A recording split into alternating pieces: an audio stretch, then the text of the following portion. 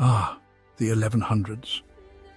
A magical time when Europe's answer to foreign policy was stab it until it stops moving.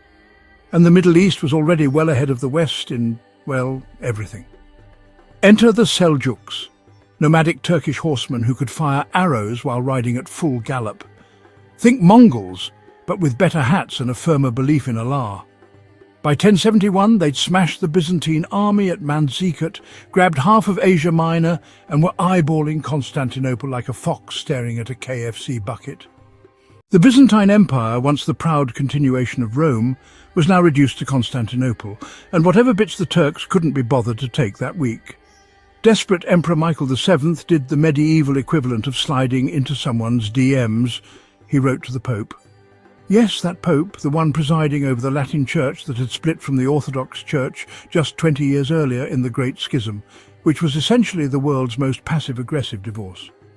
But when you're losing land faster than a drunken gambler loses money, theological differences suddenly seem less important. Now, Pope Gregory VII might have said, "Sure, let's march east and save Christendom."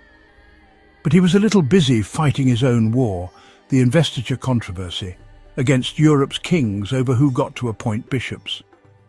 So the Byzantines were left to stew, while the Seljuks tightened their grip on Syria, Palestine and Jerusalem, making pilgrimage the medieval version of running the gauntlet, with fewer safety regulations and more extortion at roadside taverns.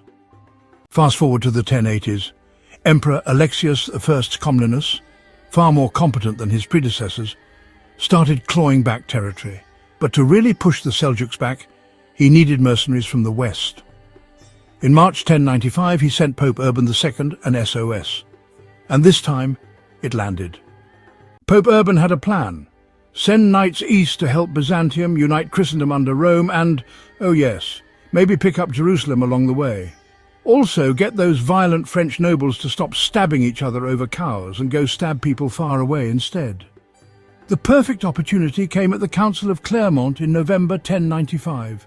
Urban steps up, outdoors because the crowd's too big for the cathedral.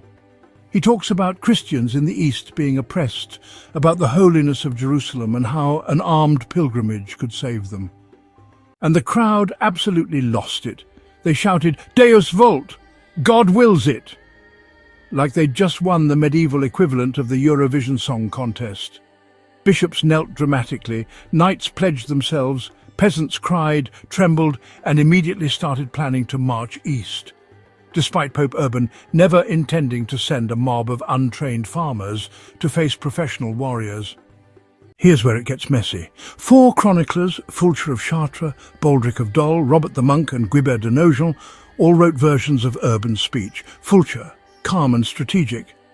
Help now or they'll come for us later. Baldric, heavy on Bible references. Jerusalem as heaven on earth. Robert the Monk, full medieval horror film. Muslims apparently torturing Christians by dragging their intestines around stakes and doing unspeakable things to women. Guibert, straight up apocalyptic. Fight now before the Antichrist takes over. A month later, Urban wrote to the knights with something far less theatrical. Churches in the east have been seized, Jerusalem's under enemy control, go free them, and yes, your sins will be wiped clean if you do. No intestines, no Antichrist, no medieval slasher flick. So in short, the Pope wanted knights. He got knights and peasants, women and children. The Seljuks were about to meet the West in a collision of faith, steel, and wildly different hygiene standards. And it all started with one emperor's desperate letter, one pope's rallying speech, and a crowd willing to believe that marching thousands of miles to fight in a land they'd never seen was a brilliant idea. So viewer, what did we learn today? That history's First Crusade started less as a holy war and more as the world's most chaotic group holiday. Badly planned, overly ambitious and fueled by equal parts piety, propaganda and I'll be damned if I'm staying home this summer. As always, I encourage you to delve deeper if this has piqued your interest. And as always, follow for more history drenched in sarcasm and dread.